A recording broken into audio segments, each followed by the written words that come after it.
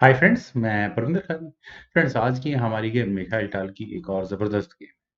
सन 1991 में मिखाइल टाल ने एक मुकाबला खेला था जर्मनी में। उसके 11वें राउंड में उनका सामना हुआ था डोमिंगो रोमोस रामोस से।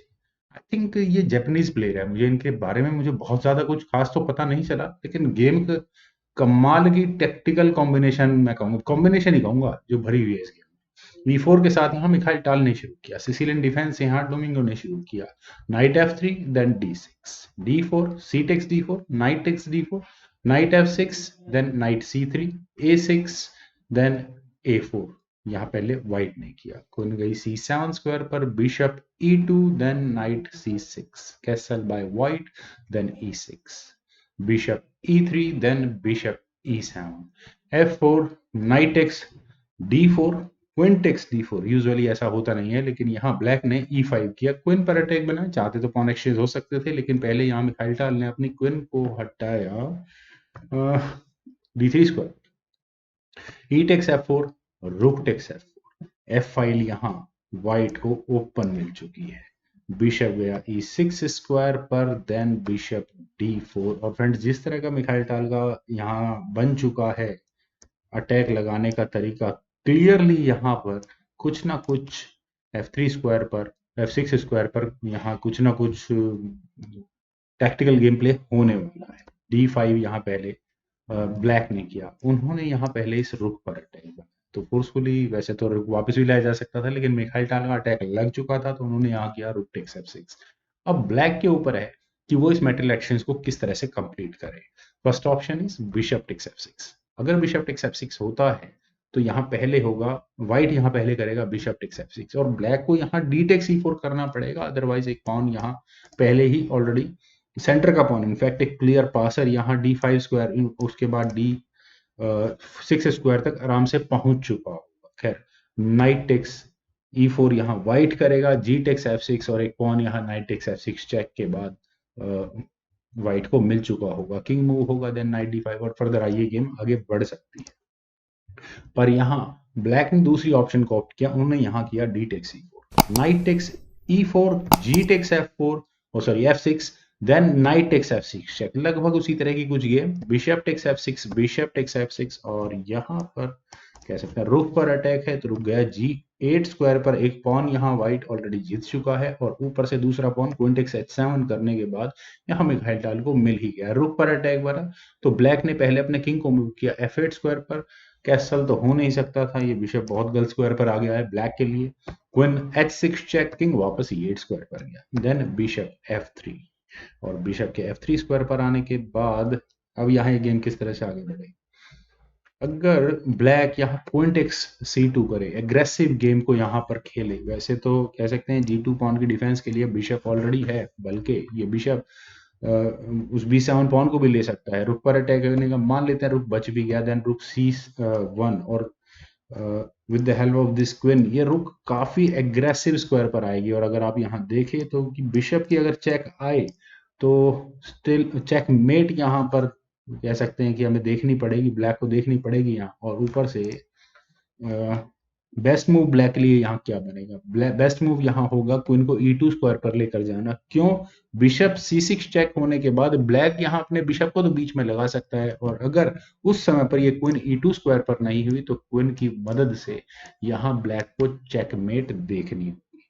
तो चलिए यहाँ गेम में चलते हैं। रुक C8 पहले यहाँ ब्लैक ने किया, then C3, queen C5 check, कोई प्रॉब्लम नहीं है, बिशप बीच में लगा, वापस क्वीन पर अटैक बना तो क्वीन गई F5 स्क्वायर पर। बिशप टेक्स B7, रुक पर अटैक बना तो रुक गया C7 स्क्वायर पर। बिशप पर अटैक, लेकिन उससे पहले यहाँ व्हाइट ने किया रुक F1, क्वीन पर अटैक बनाने के लिए। और अब यहाँ ये गेम किस तरह से आगे बढ़ सकती है। एक ऑप्शन है ब्लैक के पास कि वो यहाँ क्वीन H3 कर सकता है, और क्वीन के H3 स्क्वायर पर आने के बाद चूंकि ये G2 पॉन पिन है, तो अब कह सकते हैं कि व्हाइट पहले करना ही पड़ेगा क्वीन टेक्स H3, और उसके बाद होगा bishop takes H3, then bishop D5 जैसा कोई मूव यहाँ व्हाइट चलेगा, अपने इस बिशप को भी बचा सकता है। और इस पोजीशन में व्हाइट लीड में जरूर होगा, लेकिन दोनों ही खिलाड़ियों के अपने अपने प्लस और अपने अपने माइनस यहाँ से होंगे। लेकिन चलिए गेम में देखते हैं। गेम में हुआ था क्वीन C2, और क्वीन के C2 स्क्वायर पर जाने के बाद थोड़ी वीकनेस ब्लैक की गेम में क्रिएट हुई है। पहले यहां हुआ बिशप F3, अपने लाइट स्क्वायर्ड बिशप को व्हाइट ने बचा। Then queen takes B2, no problem by the side of white की तरफ से कोई प्रॉब्लम नहीं है इसको। और अब मिखाइल टाल क्या क्या यहाँ पर टैक्टिक्स लगा सकते हैं। मैं अक्सर कहता हूँ, हर वीडियो में कहता हूँ कि आप टैक्टिक्स लगानी तो उस पीस को ढूंढिए जो अनडिफेंडेड हो, जैसे कि यहाँ रुक है। तो यहाँ पर क्वीन F4 की ऑप्शन व्हाइट के पास थी, और अगर यहाँ से गेम आगे बढ़ती तो ब्लैक क्या करेगा, क्या वो यहाँ अपने इस रुक को बचने की कोशिश करेगा, लेकिन उसके बाद चेक भी आ जाएगी। तो कह सकते हैं कि ब्लैक को यहाँ अगर क्वीन से इसका रुक का डिफेंस हुआ तो प्रॉब्लम हो सकती है। बिशप C6 चेक फिर भी होगा क्योंकि क्वीन अनडिफेंडेड होगी। तो किंग मान लेते हैं मूव हो भी गया, देन क्वीन D6 चेक होगा, बिशप E4। चलिए छोड़िए ये फ्रेंड्स, ये तो कुछ ज्यादा फ्रूटफुल मुझे लगा नहीं मूव। यहाँ गेम में हुआ था क्वीन H7 रुक पर अटैक बना, तो रुक गया G6 स्क्वायर पर। और फ्रेंड्स यहाँ तक चलिए सब कुछ ठीक था। यहाँ व्हाइट ने किया रुक D1। आई थिंक रुक के D1 स्क्वायर पर आने के बाद ही डोमिंगो को समझ जाना चाहिए था कि गेम में बहुत बड़ी प्रॉब्लम्स आ सकती हैं, क्योंकि D5 यहाँ इस रुक ने कवर कर दी है। और जिस थ्रेट को मैं देख पा रहा हूँ उसे सोचते हुए यहाँ ब्लैक के लिए एक ही ऑप्शन बेस्ट नजर आती है, वो है क्वीन को A3 स्क्वायर पर लेकर जाने की। क्यों? क्योंकि जब यहाँ व्हाइट क्वीन को H8 स्क्वायर पर ले जाकर चेक देगा तो ब्लैक के पास मौका होगा अपनी क्वीन को F8 स्क्वायर पर लाकर इस चेक से बचने का, यू कैन से दैट। लेकिन यहाँ ब्लैक ने अपनी क्वीन को रखा C2 स्क्वायर पर, और थ्रेट क्या दी कि एक डिस्कवर्ड चेक और फिर क्वीन के ऊपर टारगेट लगाने की कोशिश। लेकिन मिखाइल टाल का अटैक यहाँ डोमिंगो समझ नहीं पाए। मिखाइल टाल का लास्ट मूव था क्वीन H8 चेक, और यहाँ इस मूव के बाद शायद डोमिंगो ने कुछ कैलकुलेशंस की होंगी और देखा होगा कि अब कोई वे आउट नहीं है इस आने वाली चेकमेट से बचने का। और फ्रेंड्स मैं यहाँ चाहूंगा कि आप इस वीडियो को पॉज करें, उस चेकमेट को ढूंढने की कोशिश करें जो मिखाइल टाल यहाँ ऑलरेडी लगा चुके हैं, जिसकी वजह से डोमिंगो को रिजाइन करना पड़ गया था। चलिए यहाँ से अगर इस गेम को हम आगे बढ़ाएं तो गेम किस तरफ जाएगी। ऑब्वियस है, किंग को मूव करना होगा, कोई भी आइटम ऐसा नहीं है जो बीच में आ सके।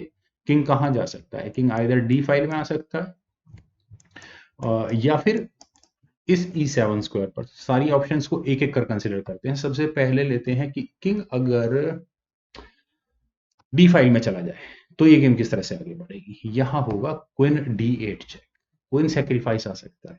क्यों? क्योंकि किंग टेक्स D8 अगर मान लेते हैं कि यहाँ व्हाइट करेगा तो बिशप F6 चेक होगा, डिस्कवर्ड चेक होगा रुक से। यहाँ रुक टेक्स कर देना चाहिए था क्या? नहीं, डिस्कवर्ड चेक है ना, बिशप से भी है, सॉरी डबल चेक है। देन अब क्या होगा, किंग कहाँ जाए? E8 स्क्वायर पर जाता है तो रुक D8 चेक, और अगर ये किंग C8 स्क्वायर पर जाए तो अगेन रुक D8 चेक, क्योंकि यहाँ लाइट स्क्वायर बिशप जो नजर नहीं आ रहा है वो चेकमेट में हेल्प करेगा। चलिए यहाँ इस पोजीशन से दूसरी ऑप्शन कंसिडर करते हैं जो मैंने पहले भी की थी, किंग को E7 स्क्वायर पर लेकर आने वाली, लेकिन उससे भी फर्क नहीं पड़ता क्योंकि बिशप C5 चेक हो जाए। रुक टेक C5 मान लेते हैं, ब्लैक का करना ही पड़ेगा, दूसरी की ऑप्शन है भी नहीं। देन क्वीन D8 चेक, यहाँ रुक और क्वीन से बड़ी अच्छी चेकमेट होगी। तो फ्रेंड्स कमाल का यहाँ कॉम्बिनेटिव प्ले मैं कहूँगा मिखाइल टाल ने दिखाया, जिससे मुझे उम्मीद है कि आप सभी लोग कुछ ना कुछ सीखने को जरूर मिला होगा। तो आप लोग इस वीडियो को लाइक करें, शेयर करें, और मेरे इस यूट्यूब चैनल जैसे गुरु को प्लीज सब्सक्राइब जरूर करें। आपके कमेंट्स का मुझे बेहद इंतजार रहेगा। Thank you for watching and bye for now.